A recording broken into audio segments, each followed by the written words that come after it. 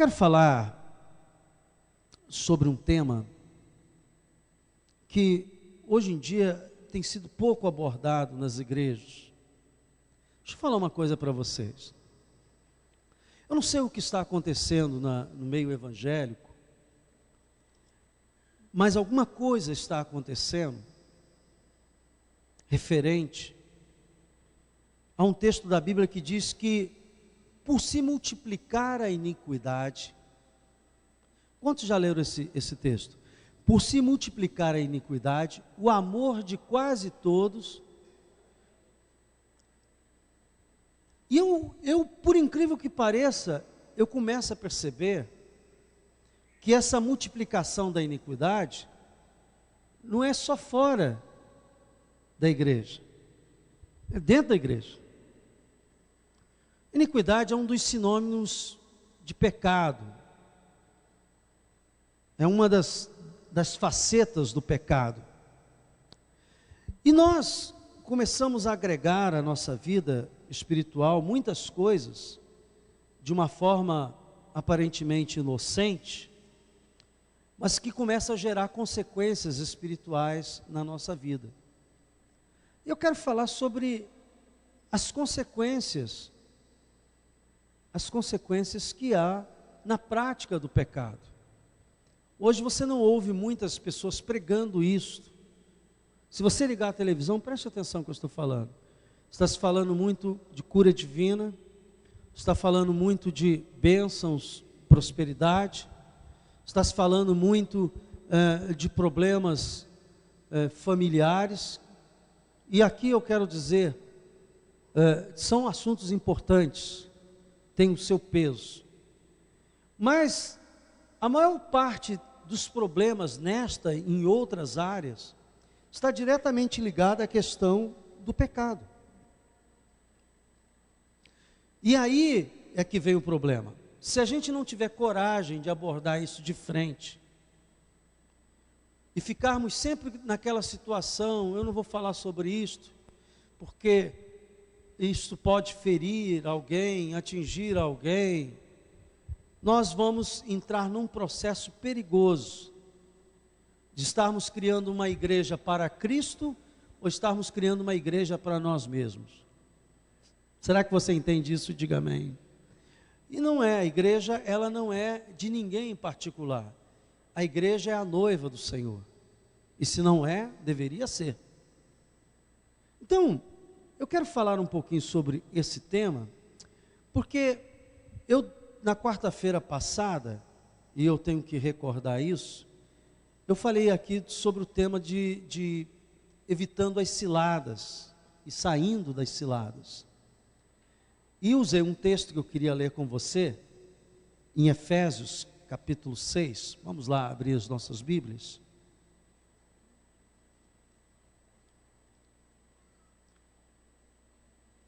Efésios 6. Eu ministrei uma palavra sobre ciladas, porque a Bíblia faz uma advertência sobre isso. Versículo 11, Efésios 6 e 11. Eu aprendi que quando Deus dá uma palavra, a palavra é preventiva, é corretiva. E que a palavra que sai do púlpito é uma profecia. Muita gente fica esperando uma profecia de revelação direta, que fale em línguas, E a maior revelação da profecia é a pregação da palavra de Deus. Então, entende isso como uma palavra profética sobre a sua vida de alerta. De alerta. Olha só. Efésios 6:11 diz assim: revesti-vos de toda a armadura de Deus, para poderdes ficar firmes contra o quê? As ciladas do diabo. O que são ciladas? Ciladas são armadilhas.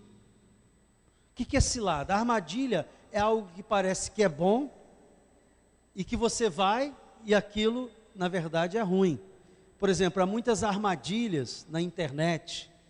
Você compra um produto, na internet a fotografia é uma coisa, aí quando o produto chega, o tamanho é menor, não é bem aquilo, é uma armadilha.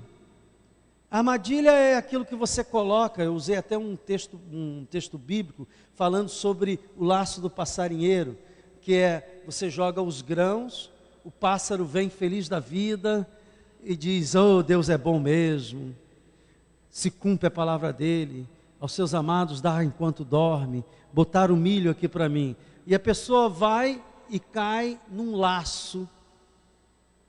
E eu disse que Satanás nunca vai armar laços feios, ele só vai armar laços bonitos, laços que te agradem.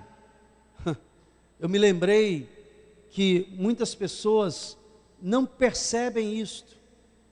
Eu conheço gente que se converte, um trabalho tremendo do Espírito Santo na vida daquela pessoa, resultado de orações de outros irmãos e tal. A pessoa se converte, começa a vir para a igreja, aí chega todo arrebentado, desempregado, com problemas na família, problemas assim, aliás, todos nós chegamos na casa de Deus com algum problema, é verdade isso? Diga amém.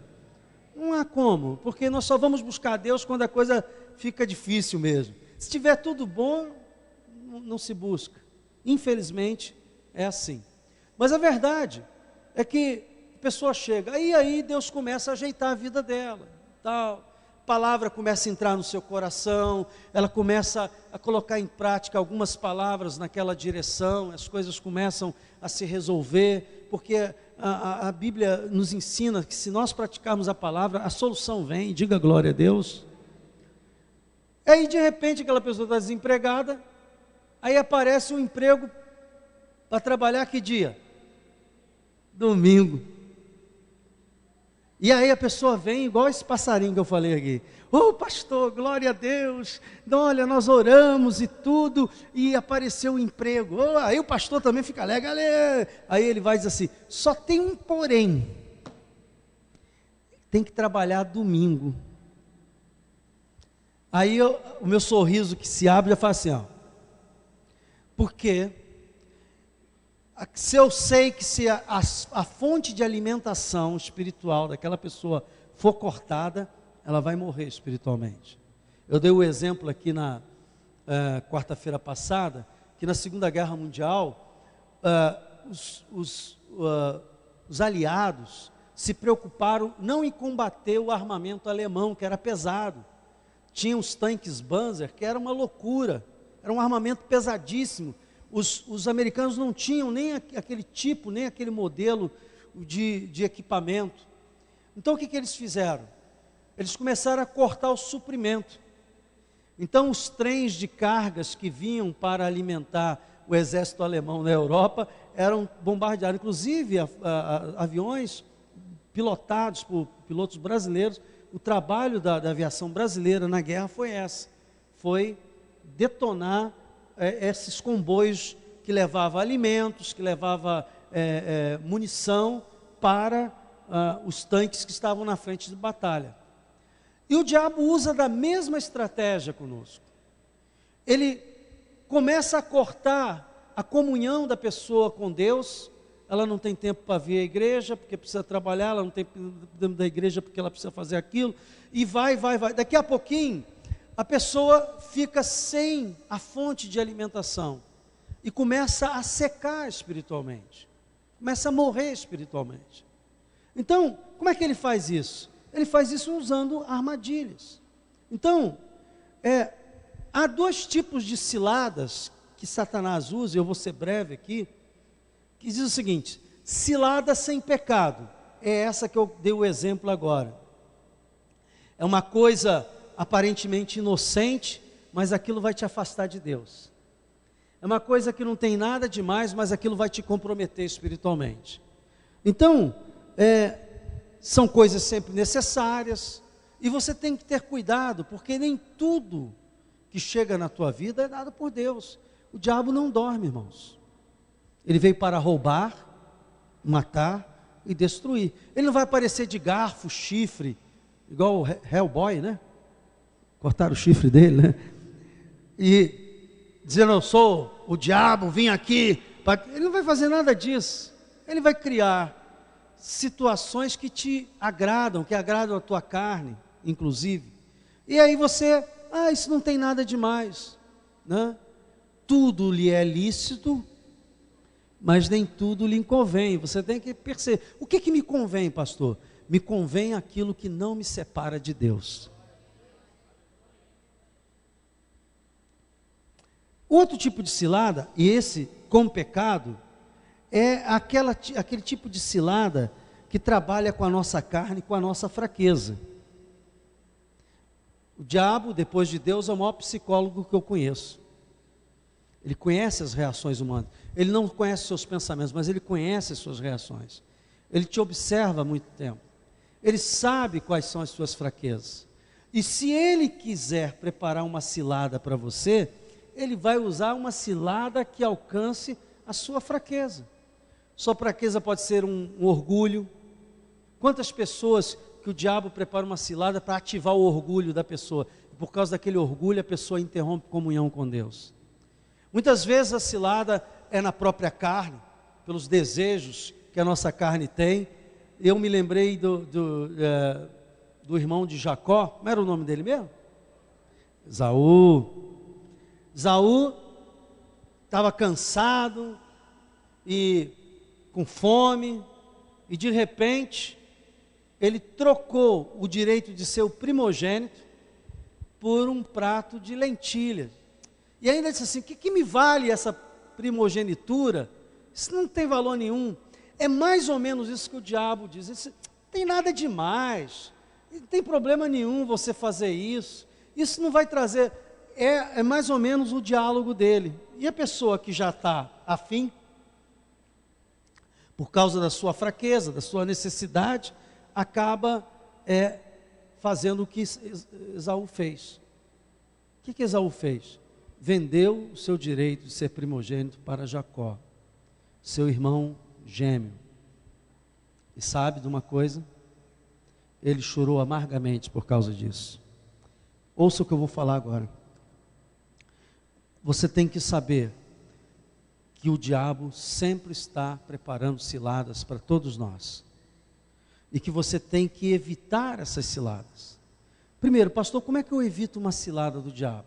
Salmo 119, versículo 105, assim: lâmpada para os meus pés é a tua palavra e luz para o meu caminho. Você tem que estar orientado pela palavra de Deus. Vem cá, o que a palavra de Deus fala sobre esse tema, sobre essa decisão, sobre essa situação? O que a palavra de Deus me orienta sobre isso? A lâmpada para os meus pés e luz para o meu caminho, é isso. A palavra de Deus te dá a direção sobre aquilo ali. Então só aí você já mata a maioria dos problemas, porque quem anda pela palavra de Deus anda em segurança. Diga glória a Deus. O céu e a terra passarão, mas a minha palavra não passará. Aí, se as linhas forem cortadas, como eu falei, de alimentação, essa pessoa já não está mais lendo a Bíblia, não tem a alimentação diária da leitura bíblica, ela não está mais orando, então ela começa a ser uma presa fácil para a cilada. Então você evita a cilada quando você lê a palavra e quando você tem tempo na presença de Deus. Eu não conheço um crente que ore e que leia a Bíblia, que viva caindo em ciladas. Que não caia, ninguém está isento, mas o volume diminui, dá para entender isso? Diga amém. Você não vive caindo nisso todo dia. Então, esse é um problema. Ah, pastor, já caí na cilada, e como é que eu saio dela? E eu disse que é através do arrependimento e do perdão. Você tem que se arrepender e pedir perdão. Então, essa é a maneira de sair. Saiba que a graça de Jesus, o amor de Jesus, é maior que todos os seus pecados juntos, que os nossos pecados juntos. Basta se arrepender e pedir perdão, que o sangue dele continua vivo sobre a sua vida. Amém? Então, esse é o segredo. Você não está condenado porque caiu uma cilada e fica caído lá, não. Eu estou dizendo para você que Jesus te levanta pelo arrependimento e pelo perdão e traz um novo tempo na sua vida. É assim. Então eu falei sobre ciladas, só que muitas pessoas não entendem que o pecado tem suas consequências. E mesmo depois que você tenha recebido perdão de Deus, da parte de Deus está tudo bem. O problema é que os pecados têm consequências nas nossas vidas. Por exemplo, você vai entender o que eu estou falando. O cara roubou, matou, foi preso, se converteu na prisão, aceitou Jesus. A partir daquele dia, Deus o perdoou e ele é uma nova criatura. Diga glória a Deus. Mas ele vai sair da cadeia no outro dia? Não, ele vai ter que cumprir a pena dele. Mas por quê? Porque isso ainda é consequência do pecado. Então eu quero ler sobre esse tema, porque nós, quando temos consciência do pecado, temos mais força para evitá-lo.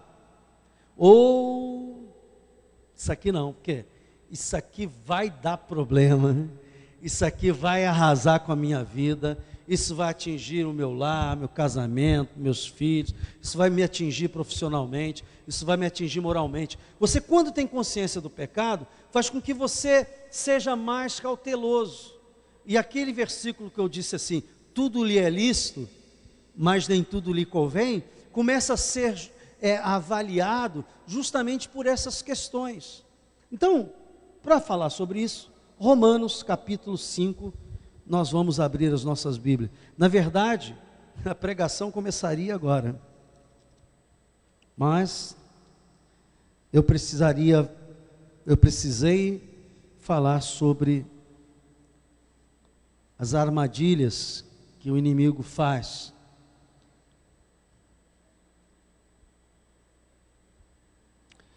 Romanos 5, é uma leitura muito boa.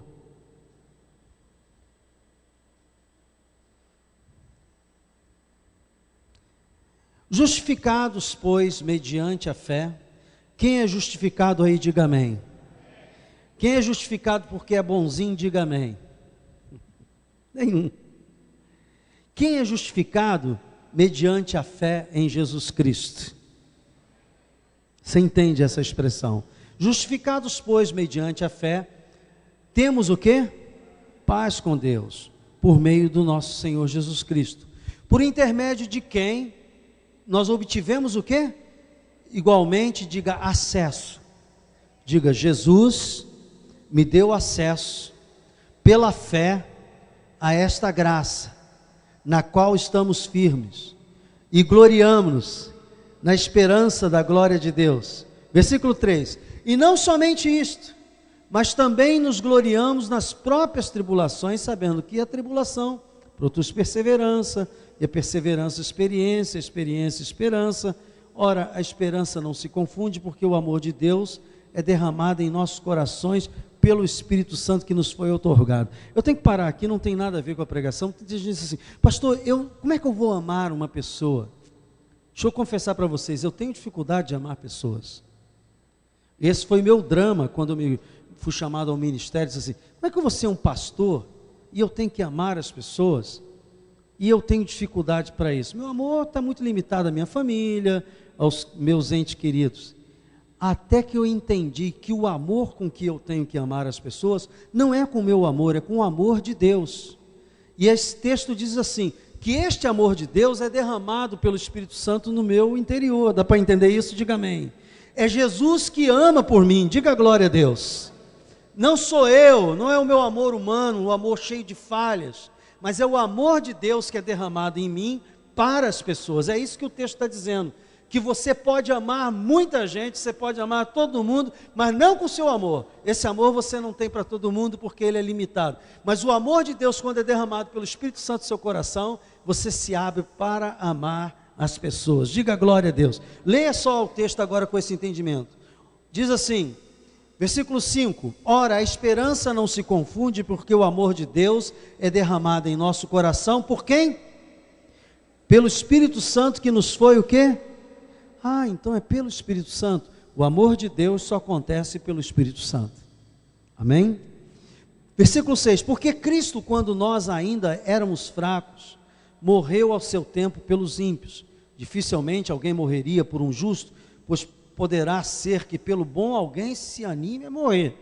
Mas Deus prova o seu próprio amor para conosco, pelo fato de ter Cristo morrido por nós, sendo nós ainda pecadores. Logo, muito mais agora, sendo justificados pelo seu sangue, diga, eu sou justificado.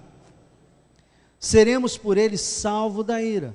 Porque se nós, quando inimigos, fomos reconciliados com Deus mediante a morte do seu Filho, muito mais estando já reconciliados, seremos o quê?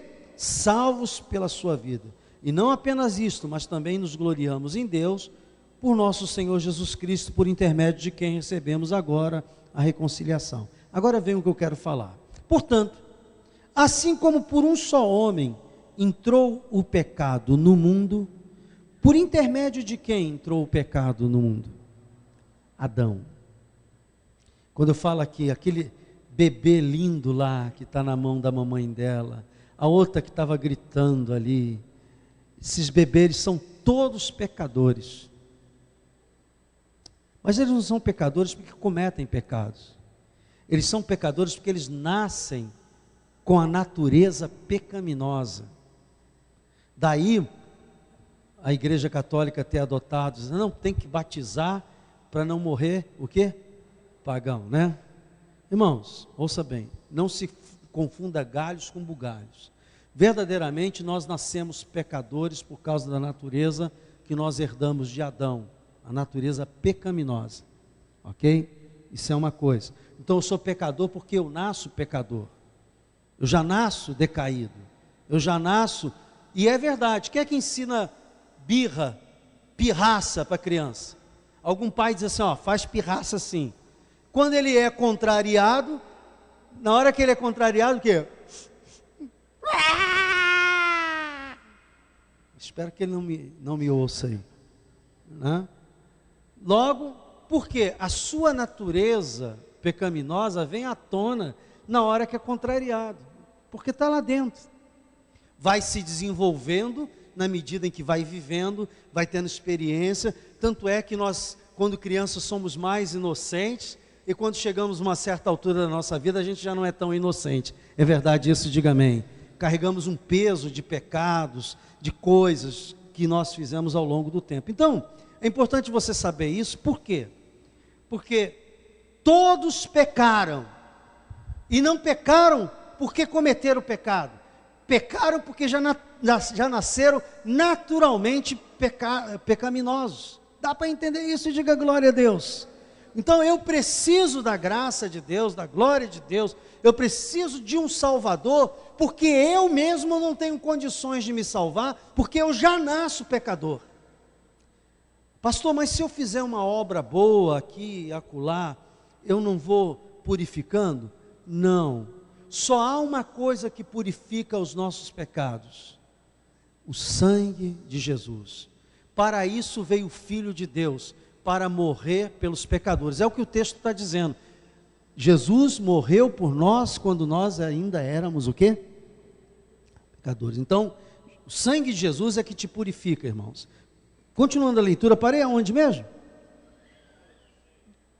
Capítulo 5, versículo 12. Portanto, assim como por um só homem entrou o pecado no mundo, e pelo pecado o quê? Eu tenho que parar aqui. O pecado que você comete produz morte em alguma coisa.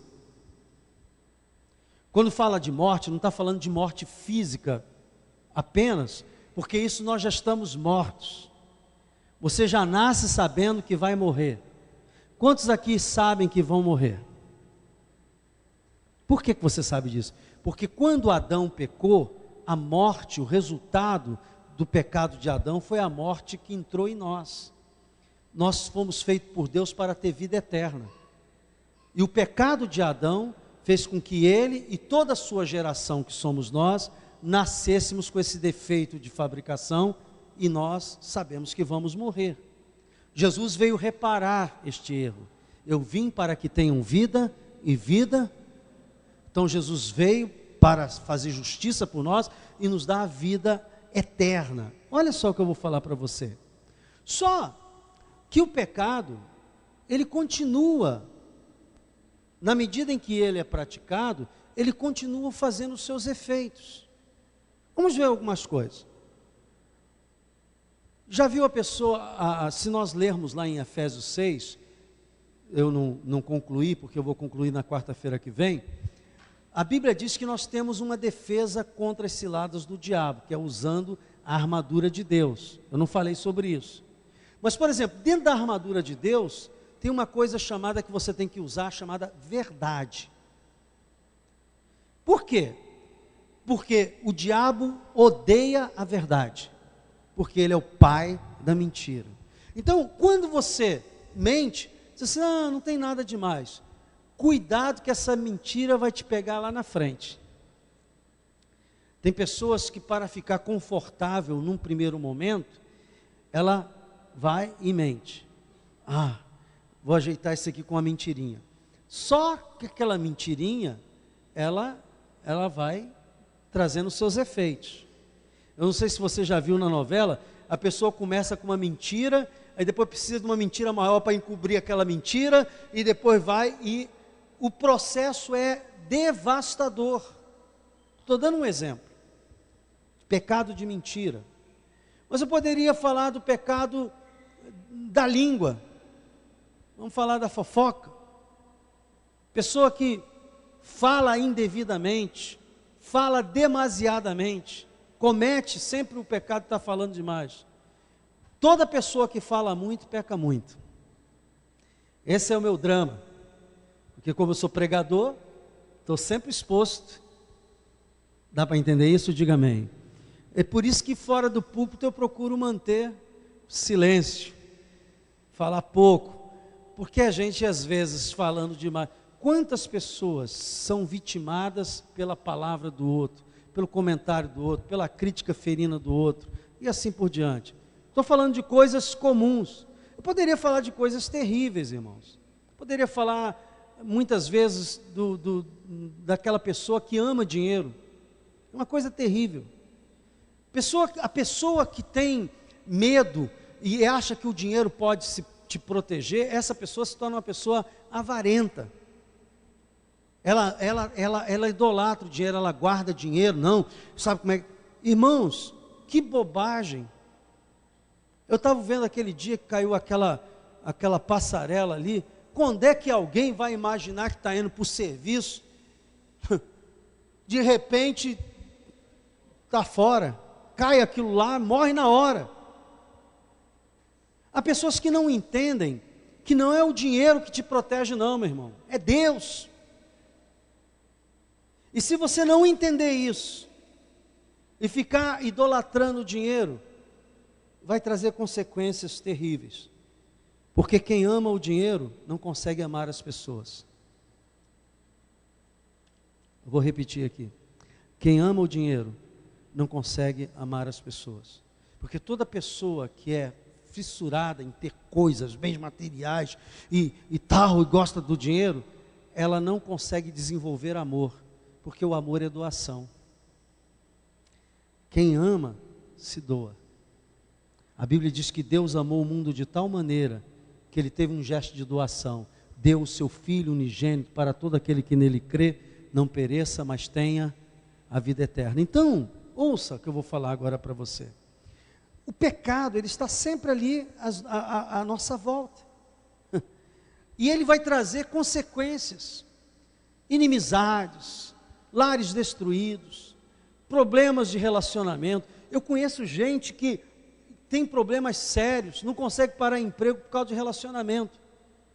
Sempre culpa um, culpa outro, e ela não para pensar se não é ela que está cometendo algum pecado, porque a Bíblia diz que aquilo que o homem semear. Então, eu não posso me alongar mais, que o meu tempo já se esgotou. Eu quero dizer o seguinte: o pecado, ele é o arguilhão, diz a palavra de Deus, 1 Coríntios 15, 56, se você quiser gravar aí, põe. Ele é a prisão que te leva à morte. Se uma pessoa começa a se meter em alguma área de pecado, e aquilo se torna uma prática comum na sua vida, ela fica manietada e é levada à morte. Primeira morte espiritual, é a primeira morte que acontece. Perde a comunhão com Deus, perde a alegria de Jesus. Depois a morte emocional, porque uma pessoa com sentimento de culpa na sua cabeça é um drama, é depressão, é remédio para isso, é remédio para aquilo, é outro tipo. E sem falar nos problemas físicos que isso traz. Eu conheço gente que está com problema de úlcera, problema cardíaco, problema de toda sorte, por causa, não é do organismo dela, por causa do pecado. Ela não se arrependeu, ela não pediu perdão, ela não se reconciliou, ela não buscou os recursos que Deus dá para sair daquela queda, daquela cilada, e foi levando, e tem gente que está morrendo fisicamente também por causa do pecado. Porque até o regime da lei, pecado no mundo, havia pecado no mundo. Ouça o que eu vou falar para você agora. Enquanto não havia lei, os homens faziam o que queriam.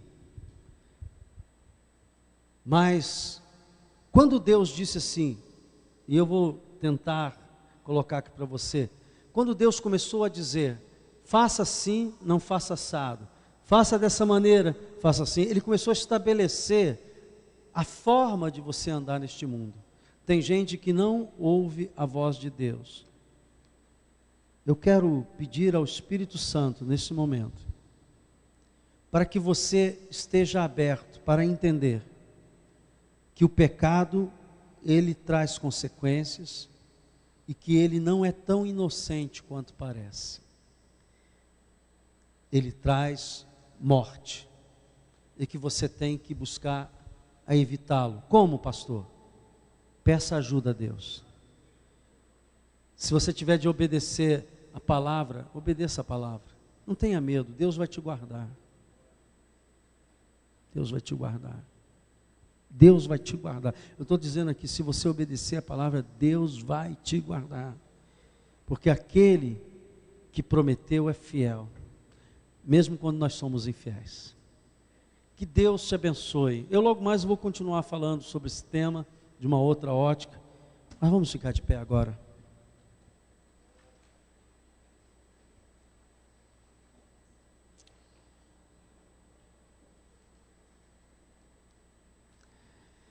Meu Deus e meu Pai, eu sei que é muito difícil para algumas pessoas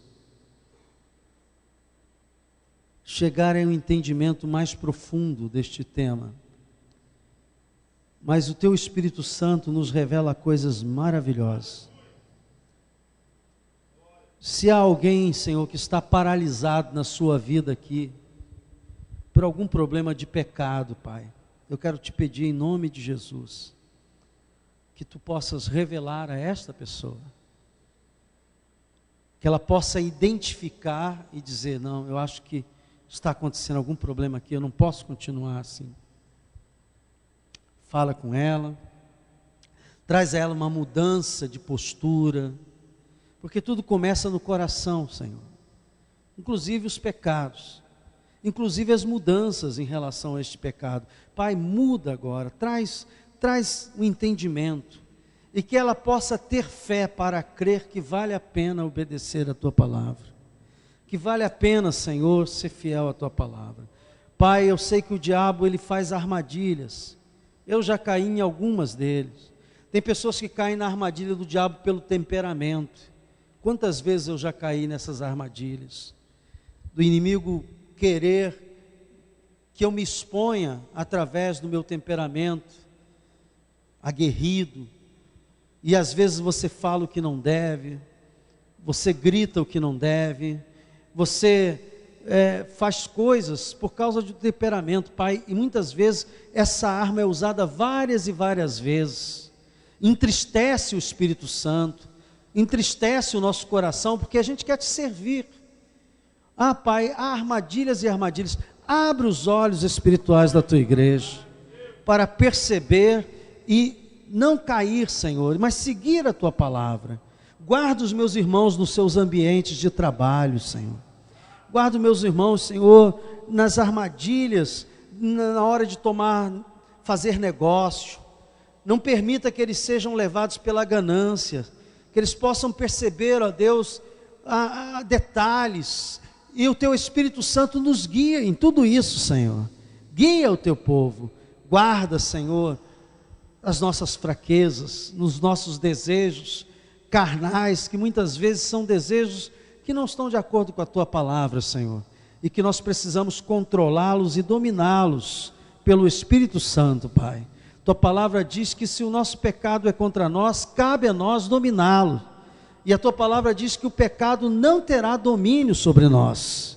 Nós podemos dizer não, e dizer, eu vou obedecer, Senhor. Eu te agradeço por esta palavra, eu peço que o teu Espírito Santo fale muito mais do que eu consegui dizer, em nome de Jesus, e que o povo de Deus diga amém. Meus irmãos, Deus abençoe a todos. Não sei se hoje tem almoço aí, se você quiser já levar o almoço para casa, tem quentinha, se você quiser almoçar aí também pode. Vamos em paz, que Deus abençoe a todos.